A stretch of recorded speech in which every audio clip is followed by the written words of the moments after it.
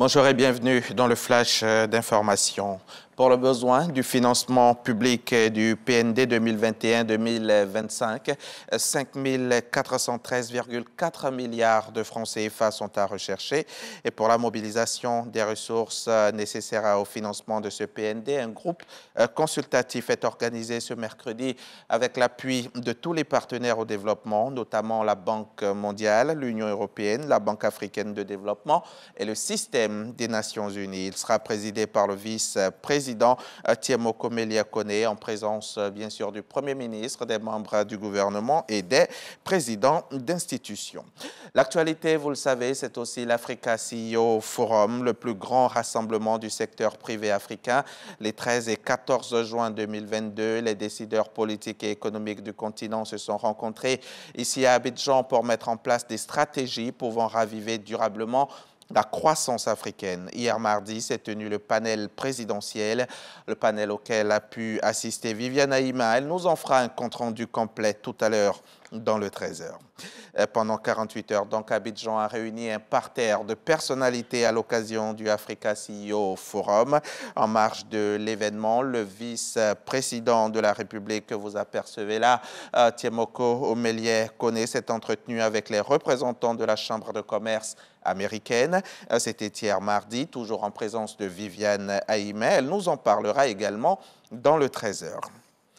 Toujours dans le cadre de cet événement d'envergure qu'est l'Africa CEO Forum, Dominique Ouattara, la première dame, a rencontré hier les femmes d'affaires présentes à Abidjan. C'était dans le cadre du Women Initiative, cette articulation du Africa CEO Forum qui portait cette année sur l'apport de la gente féminine au développement du continent. Le témoignage de Mahama Traoré. Quand le Gotha du secteur privé africain se retrouve à Abidjan pour plancher sur le développement du continent, la première dame de Côte d'Ivoire trouve le moyen de parler à ses sœurs femmes d'affaires. Elles sont entrepreneuses, dirigeantes ou occupent de hautes fonctions au sein de grandes entreprises africaines ou mondiales. C'est en admiration de leur courage que Dominique Ouattara a tenu à partager avec elles ce cocktail baptisé Women Initiative à la faveur de la 8e édition du Africa CEO Forum. À l'heure où les décideurs publics, les dirigeants d'entreprises et les investisseurs se mobilisent pour élaborer des stratégies de reconstruction et de développement de l'Afrique, les femmes ont un rôle d'acteur de développement majeur à jouer. Pour ma part, j'ai choisi d'apporter ma pierre à la construction de l'Afrique en renonçant à ma carrière de chef d'entreprise au profit de mon rôle de première dame depuis 2010.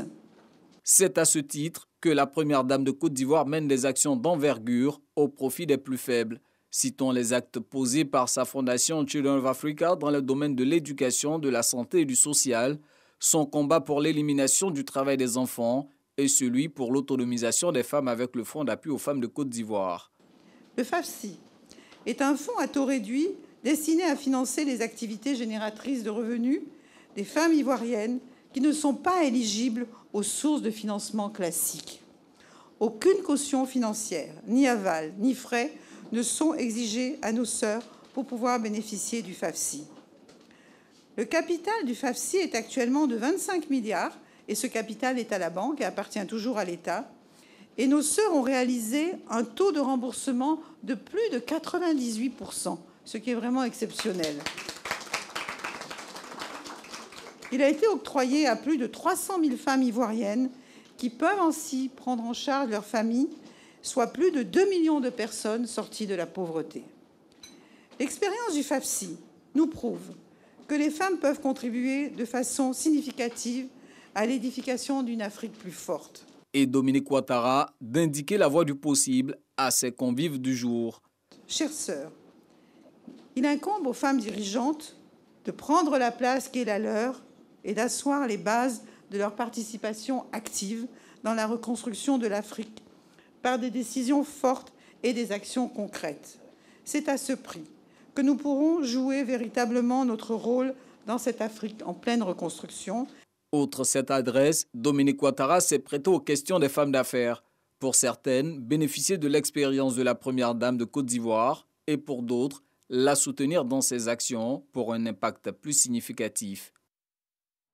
Un mot d'actualité internationale à présent. L'armée française a quitté lundi au matin la base militaire de Ménaka au Mali, dans le nord-est. Les clés du camp ont officiellement été remises aux forces armées maliennes dans un transfert qui est l'avant-dernière étape du retrait total de la force Barkhane du Mali. Il y a encore un moment, 850 soldats occupaient ce camp de Ménaka aux côtés des soldats de Barkhane. Il y avait des hommes, les hommes de la Task Force Takuba, notamment des Tchèques, des Estoniens et des Suédois. Ce lundi, donc, le dernier convoi a donc quitté Ménaka, direction la base de Gao, qui à son tour sera restituée prochainement. C'était annoncé à grand bruit par le gouvernement britannique. Le premier avion d'expulsion de migrants devait décoller hier mardi soir, donc direction le Rwanda. Finalement, la Cour européenne des droits humains a obligé le charter à rester cloué au sol. La Cour européenne des droits humains a accordé aux passagers de l'avion une suspension de leur obligation de quitter le territoire. Pour les associations qui défendent les droits des demandeurs d'asile, cette décision émanant de Strasbourg est un soulagement. Fin de ce flash, rendez-vous à 13h pour le journal.